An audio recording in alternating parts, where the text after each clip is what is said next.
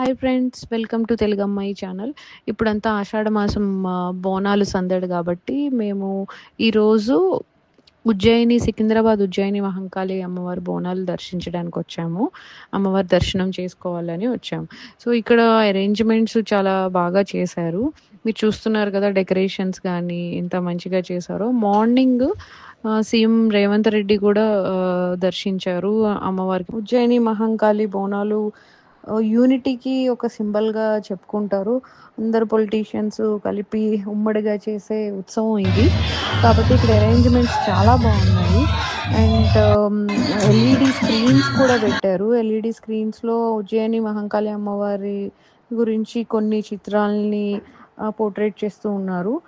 And ఇక్కడ బోనం అనేది ఇంత మంచిగా తెలంగాణలో ఉన్న ప్రతి ఒక్క కుటుంబము ఓన్ చేసుకుంటూ సెలబ్రేట్ చేసుకునే ఫెస్టివల్ బోనాలు. మీరు కూడా అమ్మవారిని దర్శించుకోండి.